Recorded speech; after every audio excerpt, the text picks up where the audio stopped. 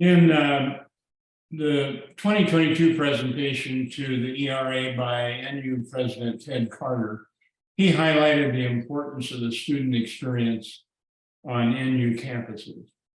And we want to talk about that today. At UNL, the Office of Student Affairs is tasked with the responsibility to provide support for students, and they do it very well. The very capable professionals at UNL Student Affairs do that every day. Today, we'll learn about the student experience at UNL from Laurie Bellows, Vice Chancellor for Student Affairs. He will provide an overview of the work of the Office of Student Affairs. Ryan Lahne is an Assistant Vice Chancellor for Student Affairs, and he will give an overview of who our students are, where they live, and talk about the Nebraska experience. Kelli King is a Vice Chancellor for Student Affairs, and she oversees student support and advocacy. He will speak about belonging and mattering, what students need to be successful, and the many ways UNL supports them so they can reach their academic goals. At the end of this presentation, we will have a chance to ask questions of the presenters. You may enter the questions on the Zoom chat, or you can raise your virtual hand and we'll try to find you in this group of people. If you raise your virtual hands, we'll be scanning to find you and you can ask the question.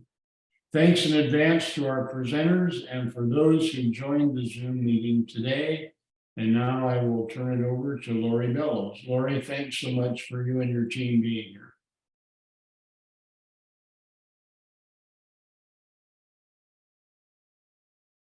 Okay. Well, thank you, Larry. I had to remember to unmute myself. You'd think after all of these Zoom meetings we've had over the past, 3 years that I'd remember that, but I always need to be reminded. I want to thank you for this invitation to Larry and to Linda. We were really looking forward to seeing you face to face. I especially, because I see so many folks that I worked with in the past and I miss. So I was hoping that we would be able to meet face to face, but I guess virtual is just as good in a lot of ways because I get to see your shining faces as you were all talking before we started. So I'm really excited to share what's happening in student affairs today. I'm going to, as Larry said, I'm going to ask my colleagues, Dr. Ryan Lahne and Ms. Kelli King, to join me as well in this. Many of you may already know them.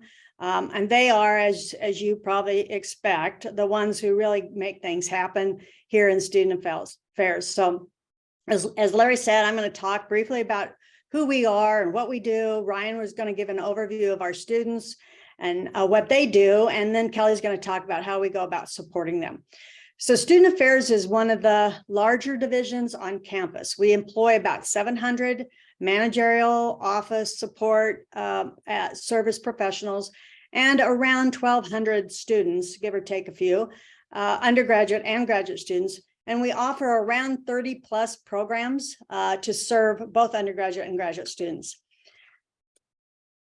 Our mission is really simple, but it's very important. We support and enhance the university's educational mission by cultivating student success through engagement, well-being, and a commitment to diversity. We're laser focused on belonging, community connections. And this is our why. We know, and research supports this claim, that there's an important link between academic performance, academic success, and student connections to the campus. Student success is fostered when students feel personally significant, when they feel recognized as individuals, when they feel they matter, and when they feel connected. And students who feel connected to their experience, they also experience lower levels of psychological distress. They're more likely to stay in school, they go to classes, they'll have higher GPAs, and they graduate on time. The work we do in student affairs is organized around these four strategic priorities. The first one is we contribute to retention and student success by providing experiences that are transformative for our students. We promote a culture of health, resilience, and well-being through campus and community collaborations. Foster a culture of diversity, equity, and inclusion through student affairs. And we do this by focusing on belonging and engagement. You'll hear those words a lot throughout today's presentation. And of course, we always want to be good stewards of our fiscal and our human resources so that we can serve students effectively and efficiently. We operate in focused teams around 3 of these priorities and as a cross-functional team around DEI. So Ryan Lahne, who you'll hear from in just a little bit, oversees our student life and leadership team. These are the programs that provide high impact or strong affinity connections for students. They include student government, fraternity and sorority life, student leadership involvement, community engagement, SLICE. You heard Rita talk about that a little bit ago. TRIO, our LGBT and women's resource centers, and family engagement. We talk a lot about finding your crew on campus, and these are the programs where students find their crew. Kelli King oversees our student advocacy and support teams. So these include counseling and psychological services, Big Red Resilience and Wellbeing, Counselor in Residence Program, Husker Pantry, Student Conduct, Community Standards. These are the programs that are key to our comprehensive approach to mental health. They focus on strengthening students' resilience, supporting their well-being and their mental health needs. Josh Overrocker leads our operations and auxiliary teams with an eye always towards increasing efficiencies and reducing the cost of attendance for our students. You'll hear from Ryan a little bit more about the Nebraska experience. We call it, it's really what happens in around the residential experience.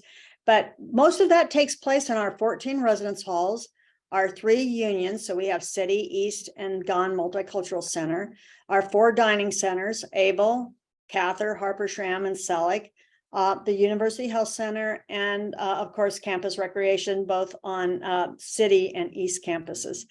We use a shared services model around business operations, IT, marketing, and communications, and we take advantage of cross-cultural teams related to assessment and staff professional development.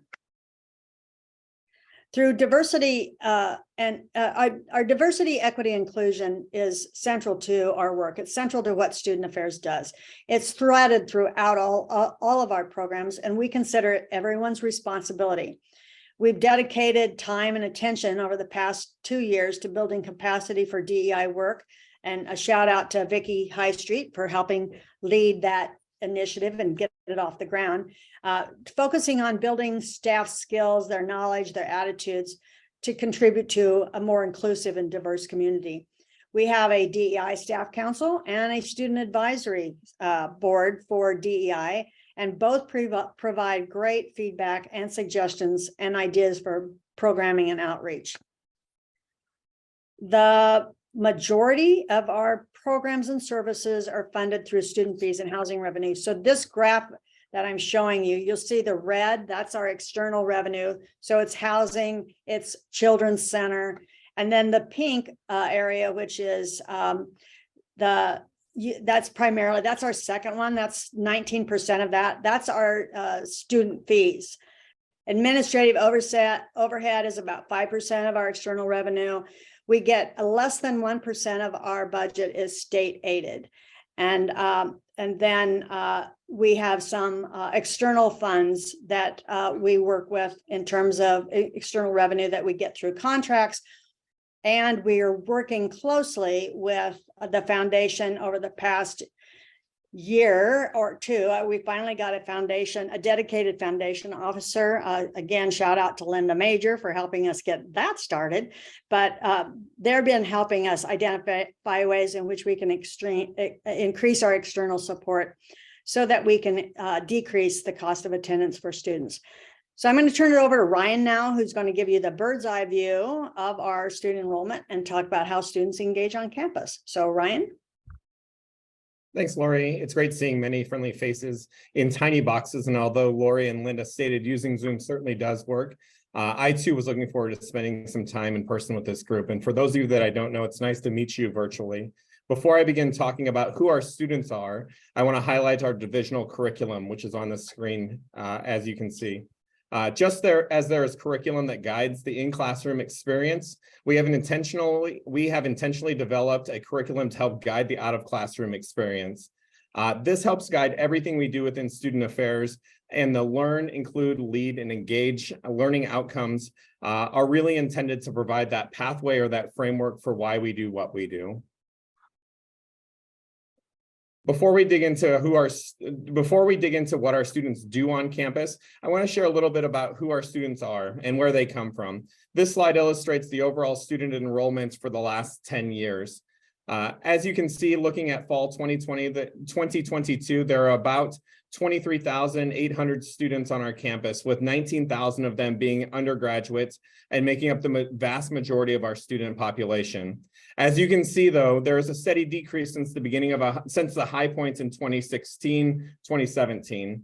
This decrease can be attributed to several factors, including COVID-19 impacts, decreases in international students, but also increases in graduation rates for our students, which is fantastic.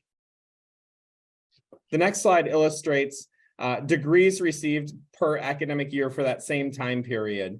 This is part of the reason for the decrease in overall students, because we're graduating students at the highest rates that UNL has seen. As you can see, the number of graduates are increasing with the last 4 years. So much of the largest increases in degrees awarded in the history of the institution has occurred in the last 4 years. Last year, UNL awarded 5,800 degrees, which is slightly lower than the all-time high in 2018, 2019. Now let's take a look at where our students come from, starting with looking at our in-state student populations. This fall semester, we had students from all counties in Nebraska with the exception of Loup and Arthur counties. Are any of you from or have family in either Loup or Arthur counties? No? Well then, let me give you a couple statistics about Loup and Arthur counties. I did have to look these up, as I've been many places in the state officiating high school football and basketball, but I don't think I've ever been to either of these counties.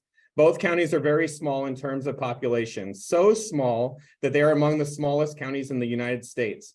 Loup County has a population, according to the last census, of just 650 people, which seems like a lot when you compare it to Arthur County, who has 330 people. 330 people in Arthur County makes it the third smallest in our state. So there are two smaller counties. I'm not sure which ones they are, but it is the seventh smallest county in the United States. So although none of you are from or have family in either of these counties, if you have a friend of a friend or know somebody that's high school age in either Loup or Arthur County, we would love for them to be our students here so we can color this map in all the way.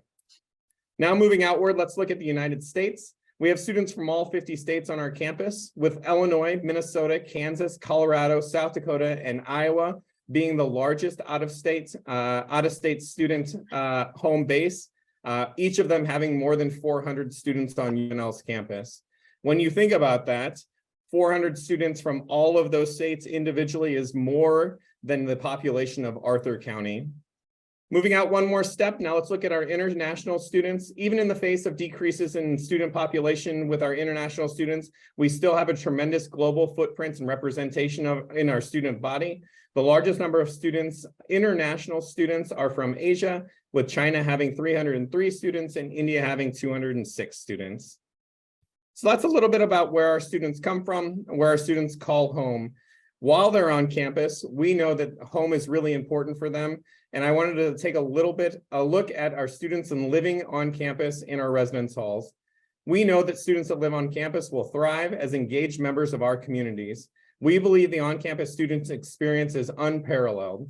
Fall to spring retention rates and housing in a normal cycle are very high, with approximately 95% of students returning from fall to spring. Typically, there are more than 5,800 students living on campus, although we've seen a slight decline in the last few years as it follows the trends with our students. But we know our on-campus student living experience is extremely important through our 14 residence halls and our 4 dining centers. Given the large number of students that live on campus, I want to take a minute to pause and dispel a myth regarding the overall cost of living on campus. This is a myth we hear often. I understand it as a dad of a high school junior. This is real for me as well. Laurie stated, we recognize the overall cost of attendance can place a huge burden on our students and their families, and we are extremely mindful of the costs that our students encumber and our families encumber for living on campus. Although it is hard to fully compare apples to apples based on amenities offered and differences in meal plans, as you can see, Nebraska is in the middle of our Big Ten peers for the cost of living on campus, and our partners in housing and dining are diligent about keeping these costs as low as possible. Now that you know a little bit about who our students are, their experience of living on campus, I'd like to tell you a little bit about what they do. First, I'd like to focus on our recognized student organizations and some of the great things that happen with these groups. We often talk about the importance of our students finding their crew, or we talked about this earlier, or their community on campus. Oftentimes, these crews are where students find a sense of belonging and mattering. And when this happens, we know they are more likely to be successful. There are nearly 500 recognized student organizations that provide many opportunities to build community as well as leadership. Additionally, we know that involvements in our RSOs are often connected to their major and their professional futures. Recently, a survey went out where 62% of all students say that involvement offered in experiences and skills are relevant to their academic majors and their future. The image on the right is of our current ASUN executive team. ASUN remains one of the most active groups representing all students on our campus. These student leaders are truly amazing, and I have had a chance to connect with them on a regular basis in the last year. Priorities for these groups shift each year, with the current ASUN priorities really focusing on relationships around campus, accountability, DEI initiatives, and resources. This year's group, led by ASUN President and Student Regent Jake Drake, have been a great group to work with, and in my opinion, are doing a fantastic job leading our students on campus. Another highly involved RSO is Dance Marathon. The University of Nebraska Dance Marathon is a student organization whose goal is to raise funds and awareness for Children's Hospital and Medical Center in Omaha. Every year, they recruit students from across campus to come together and fundraise for the hospital and our Miracle Kids Network. In total, Dance Marathon has raised over $6.5 million in their existence, and they are truly amazing. Side note, Laurie and I had an opportunity to attend this event last year and to see the Miracle Kids, which there's a picture of one cute little girl in the upper right corner with the cat ears on, was amazing. And this Dance Marathon group is fantastic. So if you haven't been involved or haven't been connected with Dance Marathon, this is, I guess, a personal off-script plug. They are fantastic. And we're back. A final student group that I'd like to highlight is UNL's Unified Special Olympics College Club. This group's mission is to spread awareness and acceptance of disabilities in individuals with disabilities. One way they do this is through sport and competition. Just a few weeks ago in early January, UNL's unified team became the back-to-back Nurse National Flag Football champions. This team is comprised of current UNL students, staff advisors, and community members, and has created a tremendous partnership and connections that will last a lifetime. While we're talking about success on the flag football field, I'd like to take a minute to shout out my friends Stan Campbell and Vicky High Street and what they have helped to build and develop with campus recreation on campus. On a personal note, I owe a lot of my experiences in higher education to my involvement in campus recreation as a student staff member in the 1990s. My campus job quickly became very meaningful, and becoming an intramural basketball official helped develop my passion and professional career. So Vicky, and if Stan has joined us, know that it's impacted me and it impacts all of our students. Well, that's enough about Vicky, Stan, and I. We currently have a comprehensive and robust campus recreation program, one that often features that as a leader amongst national rankings. A few select highlights from campus recreation are in the areas of intramural sports and sport clubs. This year, we offered 70 intramural sports, ranging from one-time events to ongoing leagues. Approximately 7,000 individuals participated in one activity each year. Additionally, we currently have 40 sport clubs ranging from highly competitive sports like baseball and curling to more social groups like spikeball. Annually, we see about 1,500 students participate in our clubs each year. While I'm shouting out individuals, I'd like to say a special thank you to Linda Schwarzkopf. As a member, I also was a member of the Greek committee. While a student at UNL, I know the impact the experiences can make in the lives of our students and being Greek can make. And I thank Linda for the work that she has built and we continue to develop and build upon today. Currently, we have 53 fraternities and sororities on campus.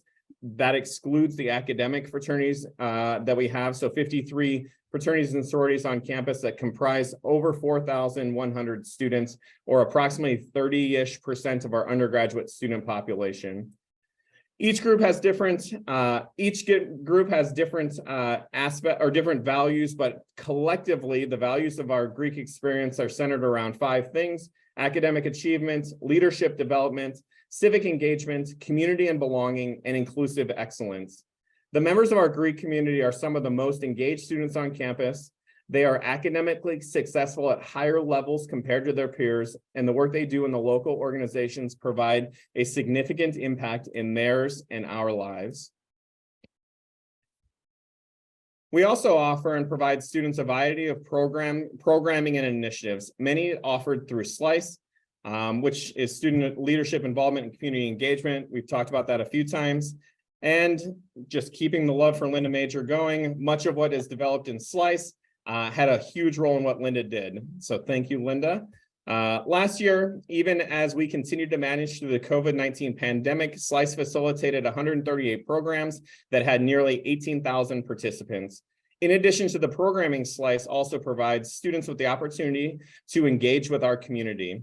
Last year, there were 258 community-based projects, which resulted in over 215,000 hours volunteered. This area continues to grow, which we are excited about. We know students that are engaged in their communities are more likely to be academically successful.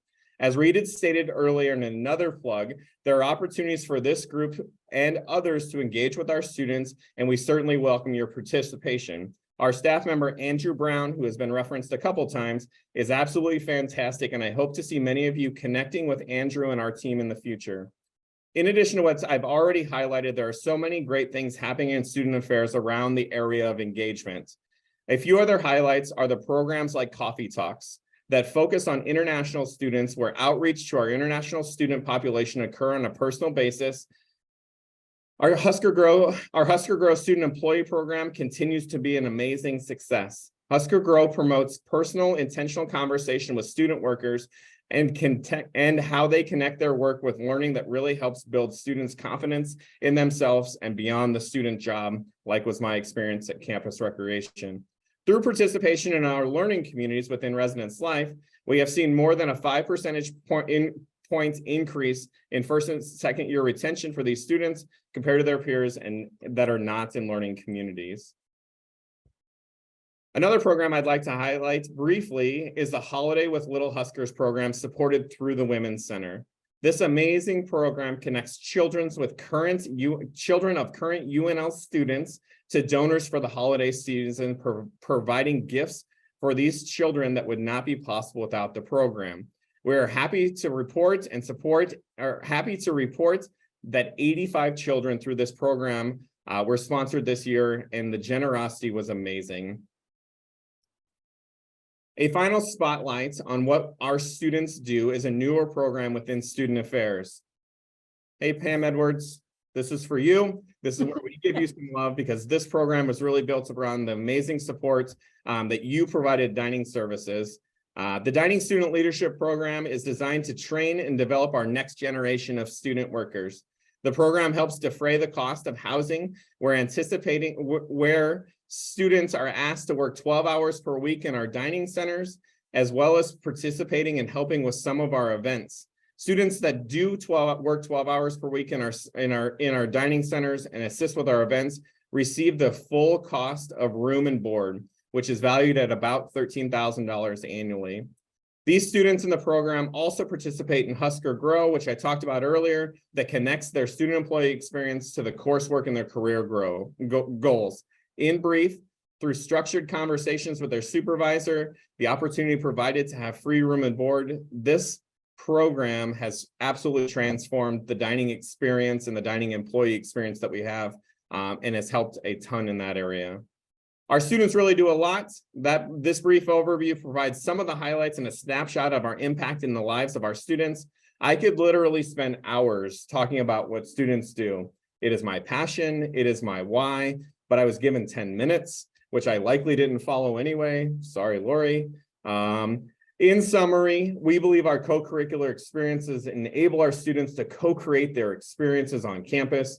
We aim to provide unparalleled opportunities for our students, and we believe what we provide in student affairs ultimately leads to academic success and individual growth. Now that you know a little bit about who our students are and what they do, I'd like to introduce my dear friend and colleague, Ms. Kelli King, and she will talk about how we support our students. Thank you so much, Ryan. It's a pleasure to be with everyone.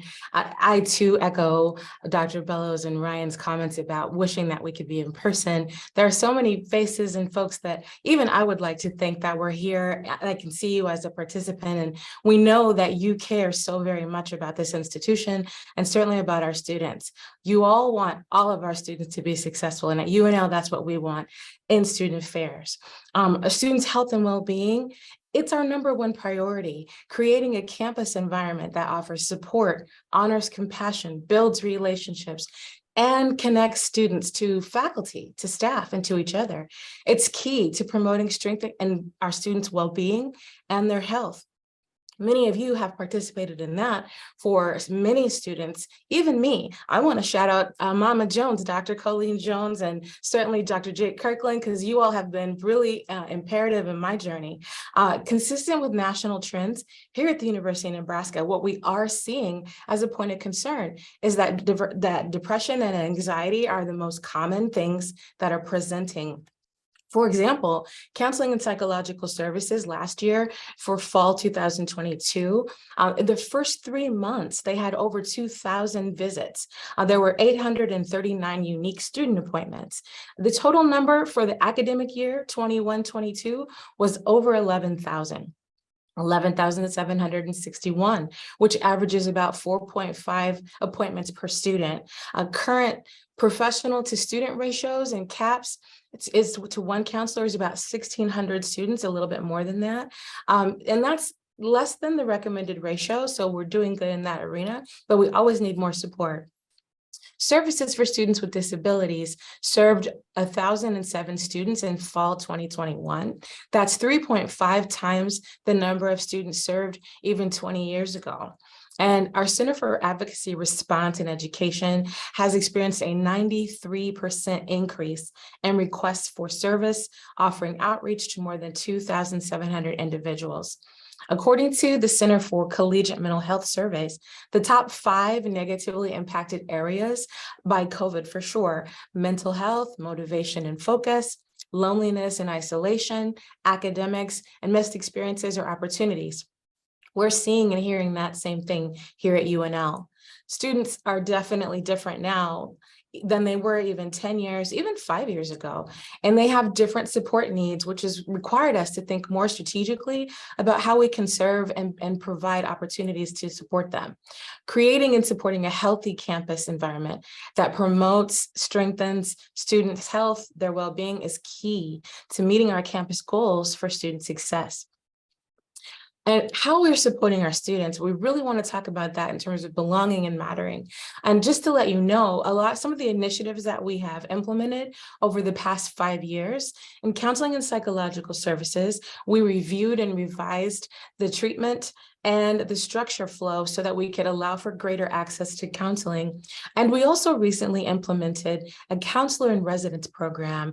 And this serves approximately 4,000 first-year students in the residence halls who are at risk of developing mental health issues. This program co-locates graduate student counselors in training where students naturally gather to provide immediate access to service and reduce potential barriers for those who might not otherwise seek help. through our Big Red Resilience and Wellbeing. And I heard you all talking about donating to the coat campaign. And certainly many of you have donated many things over the years with this program, and we're so grateful for your contributions. But there have been approximately 25 students, both undergrad and graduate, who volunteered to be wellness ambassadors and to be peer coaches. And these students have completed a course in well-being and will expand well-being outreach to help mitigate students' views of help seeking. I know Dr. James Greason helped me a lot in my view of how it meant to ask for help. And I was a scared first-generation student, didn't know what to do. And I was really grateful for his guidance, and certainly Larry Ruth with my career. Thinking about that, we're seeing our healthcare pantry serving over 2,500 students this year. Over 6,000 campus community members, faculty, staff, and students have completed a REACH training, and that's to help prevent suicide. We're so grateful that our community cares so very much about every person's life. Establishing a collegiate recovery community is something that we've recently done as well. And this joins us with over 200 campuses across our community, our nation, to support students in recovery and positively impact the stigma associated with addiction, right? We want to help the students understand that they're not alone and that they can seek help. And as I previously noted, the number of students served by Services for Students with Disabilities has almost doubled over the past 10 years, with many students seeking accommodations for anxiety and depression. Student advocacy and support helps students and their families navigate the ins and the outs of college life. We are implementing students of concern reporting systems so that we can make sure we have a real-time understanding of what's going on and what the needs are on our campus. We've also implemented a medical withdrawal and a re-enrollment process to help students who might need to take some time away and to absolutely know how to come back and be in their best selves. And with the support from the foundation, we have an emergency support fund designed to help struggling students. Yes, student conduct and community standards takes an educational approach to the conduct process. By providing students an opportunity to learn from their mistakes and demonstrate a commitment to change, we're confirming that actions matter and that they have choices and that those choices matter. And by focusing on accountability and control, we expect that behaviors won't be repeated. As an educational tool, the conduct process includes the sanctions imposed, focusing on repairing harm to the community, to victims, and to the institution as a whole. We are also taking the accountability of what the situation is and helping students learn from that. Our goal is to help the individuals understand why their behavior violated community standards and how such mistakes can be avoided in the future. We also want those individuals involved to understand how their actions have affected others. We resolve alleged violations of conduct and community standards in a way that's fair, developmental, and expedient. So these are some of the ways that we strive to bring students' mental health care upstream before challenges become crises. Our focus is on prevention efforts, which research shows are more likely to have longer-term positive impact for student mental health. Furthermore, our support extends to all students, including those who have faced financial, physical, and mental adversities, or felt isolated because of traits, beliefs, or backgrounds. Student Affairs at the University of Nebraska helps create a campus environment where each student feels safe and respected. Next slide, please. So during our presentation today, you heard what we've done, you heard what we're doing to support students, and now we'd like to invite you to share in what we can do together. We would be remiss if we failed to mention to you another way that you could support students. It was wonderful to hear you talk about Glow Big Red and understanding where the heritage of that and really kind of trying to break your own barriers of going above and beyond what you gave last year. We'd love to encourage you to continue that support even further. As you know, it's a 24-hour giving event. It advances UNL's mission. It takes place from noon, February 15th to noon, February 16th. And your gift, if you would choose to support Student Affairs, will definitely help students by some of the examples we've provided for you. Thinking also about a recent situation where we were able to support a student with emergency funds to relocate to housing because his roommate had unfortunately passed away. And also thinking about other students who we needed to support for psychiatric services that was outside the scope of what our campus community could offer because he had to be hospitalized. You can choose to support student affairs by using the QR code on the screen. We've highlighted a range of areas of support during that 24-hour Husker Giving, from outdoor ventures to the counselors and residents to student care and well-being. No gift is too small. As you see, the need is great, for truly every person and every interaction matters. All donations will expand any opportunity for Nebraska students and create an even better Husker experience. And I know there's so many of you that are on this call today who have done just that by simply being you. Thank you so much for being a part of this presentation. At this time, I'd love to give this back to Dr. Bellows and perhaps open it up for questions. Thank you so much for listening today. So thanks, Kelli, and thanks, Ryan. As she said, this completes our presentation. We really have enjoyed this opportunity to share what's going on in student affairs and what our students are doing. And so we're happy to field any questions that you have.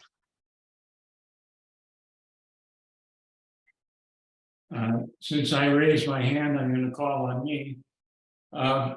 This is to all of you, but how do students who are facing difficulties in their life at UNL identify to you so they can get some help?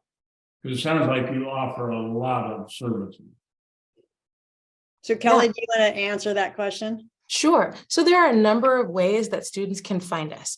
So we can take it from faculty for a moment, right? So many of you have been faculty. I know Dr. Lloyd Ambrose is on the call. He was my history professor long ago, right? If he saw that he was concerned about me, he would be able to send a report in and let our student advocacy and support office know that he was concerned. If it was a staff member, the same rules apply. If it's a student to student, it's social media, it's access to our website, it's our phone number, it's coming into our office. We have a wide range of individuals who are aware of the different types of supports. We have something called the Big Red Folder. And it's an opportunity for the campus to know about resources right at their fingertips. And it's something that we promote every year when we have our new faculty orientation. It's something that we talk to our chairs and directors about. So each of the chairs and directors cascade those folders out to all of their faculty, and our staffs are aware of that as well. So that's a couple ways that we are able to make sure students are connected. And so it's been a really big an honor and a blessing to serve in that role to help them. Good. Thank you. We have a question on the chat from Julie Albrecht. Do you still have undergraduate research opportunities through your office?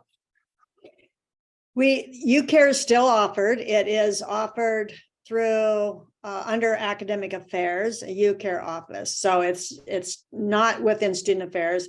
And then there are other undergraduate research opportunities that are offered through.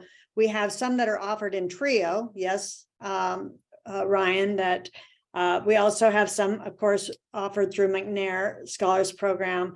And then some of the colleges, some of the departments, psychology, for example, have undergraduate research experience that are outside of the UCARE structure. But that's most of that shifted in under academic affairs. Okay, great, thank you. A question from Nancy Mitchell. How has the recent and continuing construction of apartments in the downtown area affected housing? Oh, where do we start? It has impacted the returning students. As you know, we have a first year on campus living requirement. But it has definitely impacted the number of students that are sophomores and juniors and seniors who live off campus. We have a new executive director for housing, and our housing folks have a campaign that they're working on to bring the returning students back on campus, because what we're not trying to solve, what we know, as Ryan said, is that if you live on campus, you have a better chance of graduating in 4 years, you have a better experience within the campus, on campus. You have a higher GPA. So we're really trying to hammer that home with our students so that they will come back and live with us, especially sophomores. I dispelled the myth a little bit when I talked about our price comparative to our Big Ten peers. I think another myth that we hear is that it's cheaper to live off campus than on campus, which we know may or may not be true, but is not universally true, as students don't oftentimes factor in the true cost of living off campus. Once they start paying for food and internet and those types of things, it balances itself really well. So we believe the positives that Laurie and I have talked about of living on campus far outweigh any of the price that it is. And the price myth is probably not what many believe if they think they're saving money by staying off campus. So that is another myth that we battle with the competition that's around us. And even if you could see out my window, that you could see out the window behind me. Thank you. I know the number of apartments going up is just phenomenal. And that was an interesting question and a very good response. Thank you. Are there other questions? If so, yeah, Linda. Yeah, Laurie, can you say a word or two about the role Student Affairs is playing in helping students meet the experiential learning requirement that's part of graduation? And is there any progress towards some sort of a co-curricular transcript? That's a great question. So the experiential education component, that is primarily through academic affairs, and how we're helping that is connecting up through. So service learning opportunities have also shifted over to academic affairs, but helping students connect up if they were to serve, be part of a civic engagement or community engagement experience, that might be something that they would take then to a faculty member, then have a faculty member validate that so that they get some that credit for that. But Student Affairs is moving forward with a co-curricular transcript. So Jordan Black has joined us as our director of assessment, and Jordan is working with Steve Bouton and a work group to engage engineering, for example, College of Business, to identify leadership opportunities that don't necessarily fit within this construct of the experiential education component. So for instance, ASUN leaders, that doesn't really fall within that kind of a framework. And so we're looking at how we can take our divisional curriculum, those 4 learning goals, and bring those into a co-curricular transcript. It's a little bit more complicated than I can explain. That Jordan is so good at this, but it's really is being able to identify those experiences on campus that students are, primarily the leadership experiences in RSOs, the Greek experience, the student dining experience, Husker Grow, to bring those experiences in, have them validated by Student Affairs team. For instance, our residence assistants, we know what they do within the confines of their job description, but also what they learn through the Husker Grow program, that we can bring their learning into that, their, what they do, kind of the experience, merge those together, and that will show up on this co-curricular transcript. So we're very excited about it. We don't expect it to be fully implemented in probably next year, but if you want to see kind of what we're thinking, go to Michigan State's website. They used to call it My Sparty Story. I think it's now My Spartan Experience, but it's very similar to that, and we're kind of following their model. I'm really excited about it. So Good. Thank you, Laurie. Another question for Laurie from Greg Wright. What would it take to expand student services to meet downtown students where they live? Kelli, staff, money. But we do want to find ways to bring our services out to the students. So on campus, really right now is what we, focus on, but we're trying to find ways that we can bring some of our mental health services into the colleges through an embedded counselor model, similar to our counselor in residence. This would be embedded counselors in the colleges. We're identifying how we can bring some of our food dining services down to the west side of campus around Westbrook and Architecture Hall, because we know those students. It's what we call kind of a food desert on that side of town. So we're trying to, we've been working with setting up maybe a small pantry over there for the students that are in architecture and fine arts. So we really have a pretty big challenge dealing with our on campus, but if we had more staff and more resources, I'm sure we could move some of those things downtown for those students. And just to add to that, I think collaboration conversations with folks who have those resources, right? So that we can continue to connect and learn what more we could do together. I think that would be something that would be very helpful. And then also with 2023, we have the opportunity to really lean on virtual experiences for those that like that. So one example would be just this year, counseling was able to go online. So you can now book an appointment online. And if you need it, you can also do it via their telehealth. So the students could be downtown and still receive those services. And if you are someone who is in need of food, our Husker Pantry has the option to shop, if you will, online. So I think really also taking advantage of some of those virtual opportunities would be and something that I'd like to add to what Dr. Bellows had said. But thinking about those collaboration conversations, because you all might know people who could help us make that happen, whether that's with resources, whether that's staff, whether that's with opportunities of things you may have done in the past. So we'd welcome any opportunity to talk more about that. Thank you, Kelly. Two more questions. One from Rita Kane. Are faculty collaborating with student affairs? And second, from Jake Kirkland, would someone speak about your involvement with the OASIS Jackie Gaughan Center program and their academic and cultural program? So those two questions. So I'll speak to the first one. Yes, faculty, we have a lot of collaboration with faculty across the campus. So we have faculty that serve on our conduct board, on our academic misconduct. So they serve on the academic integrity board. They serve on our conduct boards. We have faculty that work with us in terms of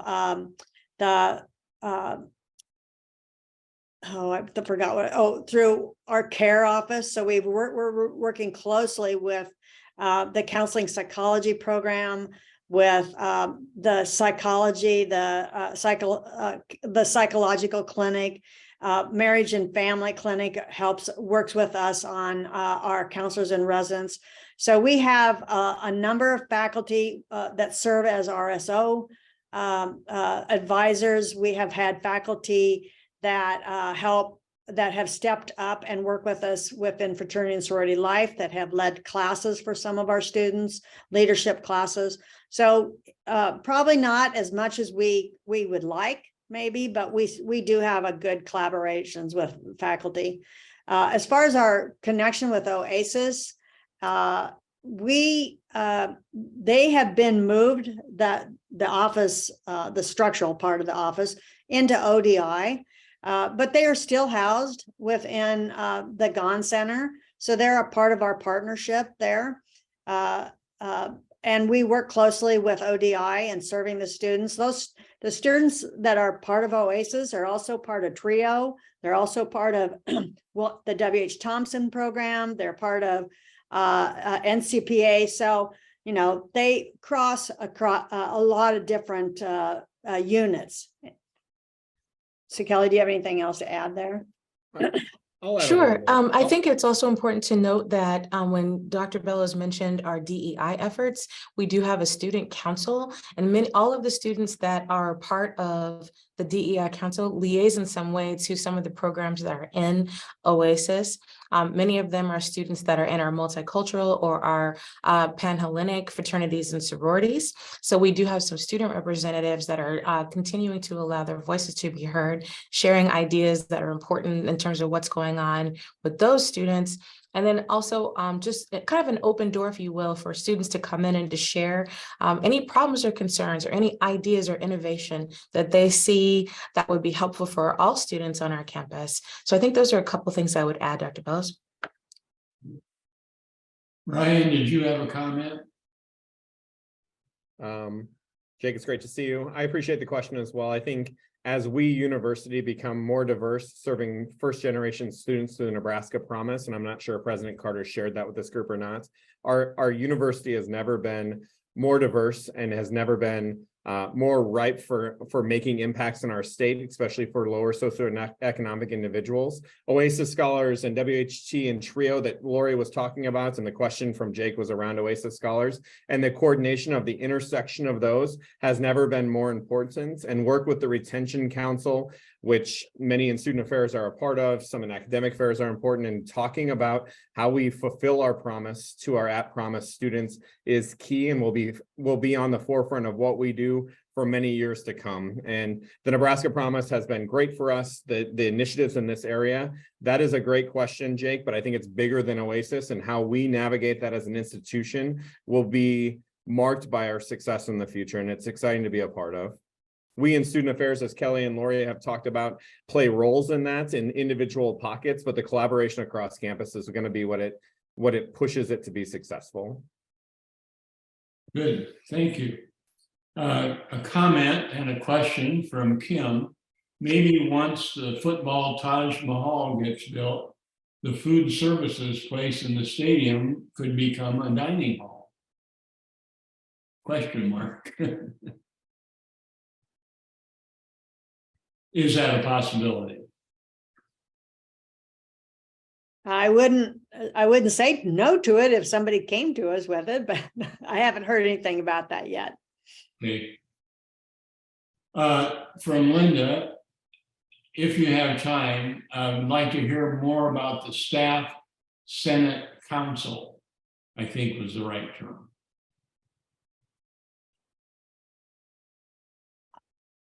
Ryan, do you want to talk about it? We have about 8 staff from student affairs that serve on that council. They just had their first organizational meeting last Friday, I think.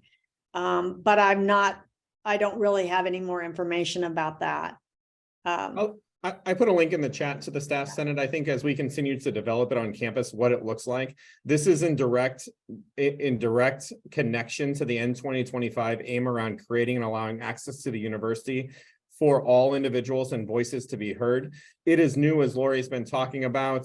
Representatives were elected into the fall. Just last week, or maybe the week before last, they had their very first meeting. So I think the opportunity and the intent is exceptional of how staff's voices will be heard across campus, similar to the Faculty Senate. But I think proof will be in what comes of it. So the Staff Senate link is there if you want to see how it is, where the districts are, who's in it, and what the initiatives are. And if you want to follow along with us of what progress is made there, I think it'll be interesting in the next year or so.